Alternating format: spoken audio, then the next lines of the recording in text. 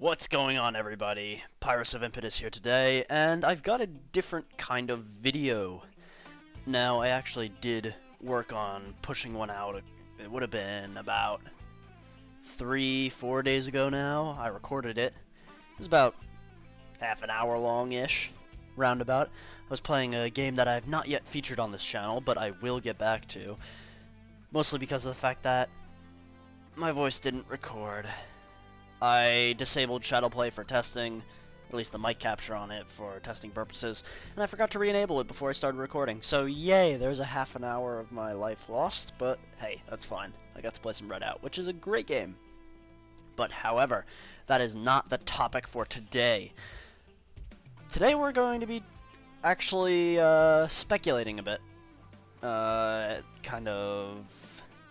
I don't know who I would say this is most like, but I had a bit of a thought today as to why things are looking as they are for a specific device that I'm sure the entire internet has heard about by now, and that, of course, is the Nintendo Switch. Before I really get into this, I'd just like to apologize. I have a bit of a stuffy nose today, so if I sound a little bit off, that's probably why. If you're new around here, welcome to the channel. If not, welcome back. But let's get started. So, starting things off with my initial thoughts about the actual device itself. I watched the presentation live on the 12th, and while many people disagree on how effective of a presentation it really was, I actually thought it was quite good. For all intents and purposes, the presentation wasn't quite as direct per se as the ad that we saw back in October was. However, nonetheless, they still were very focused, to the point, trying to tell you what this thing is. They had a lot to cover in a very short time, to be honest, and I think they did it rather well. I thought in terms of their stage presence, I thought things were at least capable of maintaining interest, for better or worse. Rip in peace to that translator. I hope that you're doing alright. There were some goofy things, like Suda51 coming out with his awkward sound that he made. There were some other odd moments, like the Splatoon 2 dab that we saw. Splatoon 2! Again, I can't really explain why that happened, it just kind of did, and hey, they rolled with it. We learned more about the device itself, the Joy-Con controllers that will slide onto either side via the rails. However, most of the presentation was spent focused on the actual software that we're going to be seeing for this. We saw more info on Zelda Breath of the Wild. We finally learned about Super Mario Odyssey. We saw confirmations about rumors that Mario Kart 8 was getting ported over. We saw lots of we saw quite a few third-party stuff, and lesser first-party titles, like one of my personal highlights was Xenoblade Chronicles 2. We saw some interesting things like ARMS. Other third-party games that caught my eye were things like Project Octopath Traveler, other little sprinklings of interesting software. Then we got that cool montage at the end of the presentation where we saw lots of details. Lots of great games were featured. Steep is one of my recent favorites that I've been playing quite a lot. We saw a similar to Redout game, even though Redout is actually coming to the Switch. Fast RMX, I'm probably going to be taking a look at that, among quite a few other things. And quite honestly, I'm pretty satisfied with the lineup within the first year of software. Given at launch, it's a bit sparse, with really only Zelda Breath of the Wild for me. But throughout the course of the year, there's going to be a steady outputting of titles, which is good. In terms of a first year, that's great for the console. The mobile aspect, I think, is great. I think that's a really sharp innovation on Nintendo's behalf. Kudos to them for that. Even though mobile gaming it's not new to the industry, we've yet to see a portable device on this kind of power level being able to be brought on the go. Now, a few days ago, Nintendo updated their specs page, quote-unquote serious air quotes on that, in terms of the Switch and what it could do. We learned various details, be it the size of the device, different aspects of it. We learned specific weights, connectors, the battery, wireless connectivity, that kind of thing. However, there was one detail that was lacking specifically, and that was in terms of the processor. Or should I say the... It's really the processor and the graphics card together.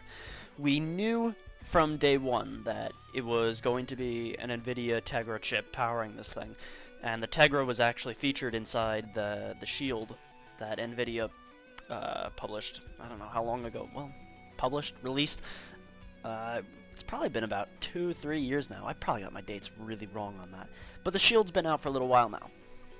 So the Tegra is not the first mobile processor we've seen. The one that they used in the Shield was actually a Maxwell architecture, so that would have been the last generation in GPUs, which is a little unfortunate, but I'm not surprised all the same. The fact that Maxwell has been around for this long implies already that the fact that this chip is getting customized for the Switch, it's safe to assume that this will be a refined Maxwell. Perhaps a 1.5 generation in between Maxwell architectures and Pascal. I can't really confirm for sure, but that's my best guesstimate. Now, as for the specs page, Nintendo has been reluctant in really any capacity to actually inform us what exactly is in that Tegra. It could be anything from a really finely tuned version of the chip, or it could very simply be a copy-paste that we've already seen before.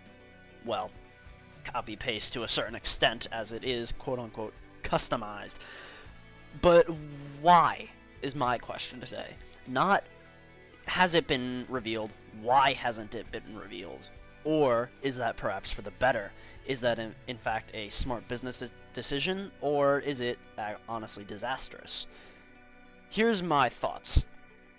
I think there's really two approaches that Nintendo could have taken in terms of the Switch.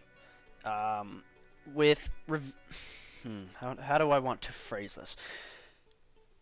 There's two approaches. You have the Nintendo approach that we all kind of are used to at this point, and then there's the industry approach. By industry, I refer to the hardware and software markets that come with video games. Here's the Nintendo approach, or at least my interpretation of it. We all know that Nintendo's go-to line is that hardware isn't what matters. They care about the software, the games that you're actually playing, the quality of the experience, that kind of thing. Which I honestly think is smart to an extent. There comes a point where you can only do so much with given hardware. And while the experience of playing the game is really the core of the system, there comes a point where you need to give in to, I guess, newer technologies, newer software, newer capabilities that we have with technology. But Nintendo instead to opt for a different route. Here's what I think Here's what I think. Wow. Did I just say the same thing twice? I just did. It's been a rough day. Here's what I think that Nintendo was going for in terms of not deciding to reveal the specs. By not actually revealing what they're doing, I think that they're opting for an approach where they're almost saying, don't come in with expectations. Do not have preconceived notions of what this device is, because we haven't told you. You haven't experienced it for yourself. Let us show you what we can do with it by providing the software. Let us provide you with the games to show you what this hardware is capable of, what this device can actually do. Which I honestly think is smart. Let's say that Nintendo decided, hey, we're going to finally change things around. We're going to show the public what this thing could do from the beginning. Okay. What that would essentially allow is for analysis to a high degree. I'm sure that there would be quite a number of people out there doing number crunching, comparisons, data collection as to what this quote-unquote customized chip could do, and it would therefore inform the public of what the device is capable of at its maximum performance from the very beginning. In general, as we see consoles age throughout their life cycles, each generation, the earlier titles are like the experimental builds, things that the developers, they're not really sure of what they can squeeze out of a system. But later in the lifespan, the device ages and grows more and more mature. Developers are able to push the hardware further than they could via new software strategies, coding techniques, that kind of thing. But in the case of the Switch, by not revealing what can already be done with existing hardware, quote unquote, remember it's a customized processor, Nintendo is keeping the minds of the people open, more as to the kinds of things as, what can this device do, not, oh, I already know what it can do, so it's not going to get any better. Now, here's the other side of the story. It seems that the way the industry is shifting, that both Microsoft, Sony, and to a certain extent, PC hardware manufacturers like Nvidia, Intel, or AMD, the kinds of hardware that they're pushing out, they always seem to be focused on they are these pixel-pushing machines that with the cutting-edge technology that we can now use in these boxes. Even though in reality it's kind of been around for a little while. It's just a few generations old now, and it's a lot cheaper. What the problem with this is, they're missing the whole point to a certain degree. If Microsoft and Sony are focusing, I'm just going to be referring to Microsoft and Sony for the hardware industry perspective, simply because it's just easier, so I don't have to list everyone off. The console mentality is that, here's what this new machine can do. It's going to future-proof you for a few years, and then you gotta buy a new one. Okay? Okay. Alright. What about the games? Do you want to show us what it can do? Do you want to actually inform us what it can do? I mean, sure, you'll find out eventually, given the fact that the games will eventually come out. You'll play them, the public will review them, and then appraise them, for better or worse. The fact that the industry is becoming more and more concerned about pushing pixels. Lately, just look at things like 4K has been all the rage on consoles, even though they're not even capable of doing it properly. They have to cheat using techniques. Forgive me, I'm missing the name. I'll try and remember to put it on screen here. What it essentially... checkerboard rendering, that's the one. What they actually do, they don't render an entire frame every time they're trying to update. Instead, what they'll do is render a part of the image and then fill in the blanks, which is far more processor friendly. It's a lot less taxing on the hardware to actually perform such a technique, and thus they're able to push quote-unquote 4K graphic, which simply isn't true. The problem with this is that they're attempting to do more than they're capable of, and they're shifting their perspective in the wrong direction. Am I saying that this kind of desire to reach these high standards is a bad thing? No, it is not. The fact that the industry wants these things, they're striving for it, is good. But the fact that they're sacrificing the focus on the games, we're gradually seeing titles that are being pushed out more in the vein of half-finished, patches, DLC. All these kinds of things are problems that Nintendo, for better or worse, I'm putting this as a very big overgeneralization, take it with a grain of salt, Nintendo generally has avoided. Now that's not to say that they have ignored it. Their games get patched once or twice. That's perfectly okay. They fix some bugs, then they leave it alone. Occasionally, you'll see titles like Mario Kart 8, for example, is one of Nintendo's first true forays into DLC that did it really well. Or you have a case like Xenoblade Chronicles X on the Wii U, that the game was simply too big to fit on a disc, so they had to opt for optional downloadable content to improve the load times. These kinds of minor fixes, things that don't really change the game, that don't resolve game-breaking bugs at launch. Those are the things that need to go away. We need to focus less, in my opinion, on pushing these incredible pseudo-hyper-realistic graphics and instead focus on the quality of the content that they produce. There's a certain expectation every generation that, oh yeah, this one's far more powerful, can do things the last one can. Sure, everything should. That's how technology works. But in order to really benefit from those new capabilities, there has to be quality software that gets put out for it. That is one of the few things that Nintendo has been consistent with. Am I saying that they have done it properly? Not necessarily, as we saw that the Wii U was a very underpowered console, but it was well behind its time. It was not really ready for what it was, and because of that, it suffered. People weren't interested. They didn't get it really per se. That's not to say that there weren't some fantastic titles out there for the Wii U. There simply weren't enough of them because people didn't buy the system. I'm going on a bit of a tangent here. But what I feel like the reason why hasn't Nintendo revealed the specs of the Nintendo Switch? It's for these reasons. They don't want to fall into the industry trap.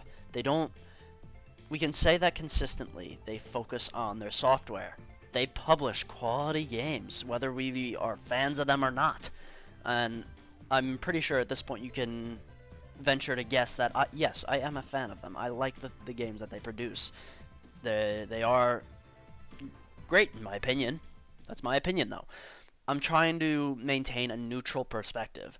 I'm not afraid to criticize them. They do make mistakes. However, I feel that they're making the right decision here. The Nintendo Switch presentation was not dedicated to the power of the console.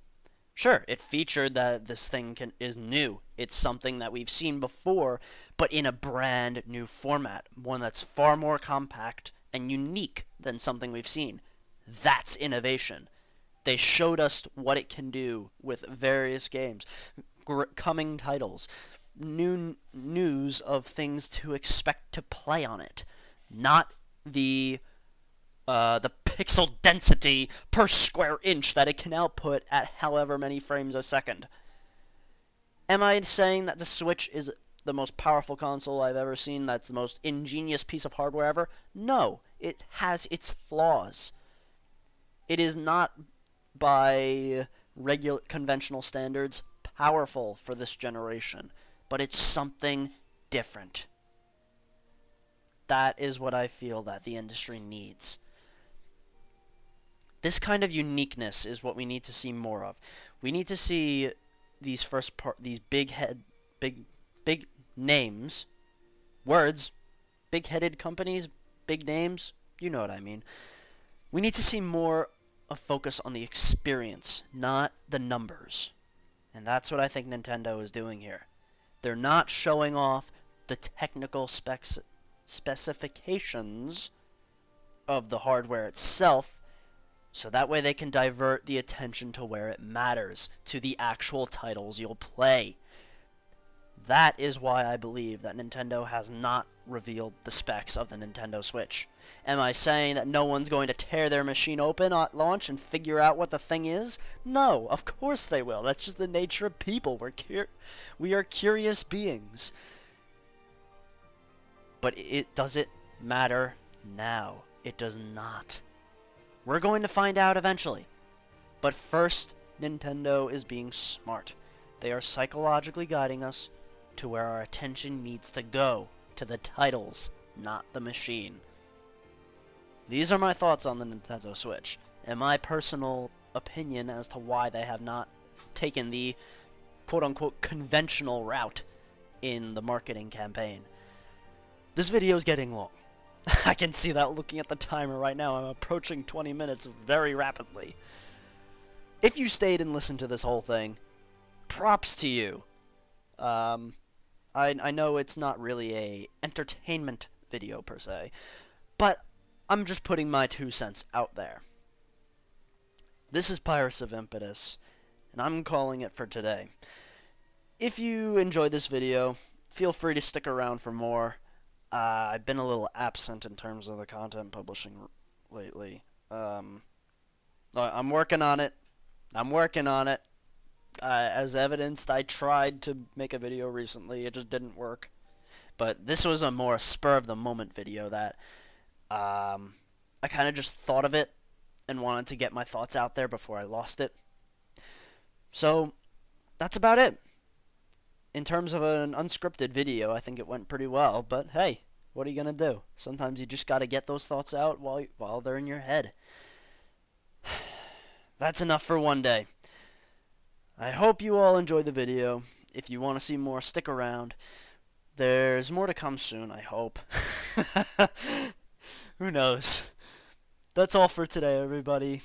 I will catch you all next time.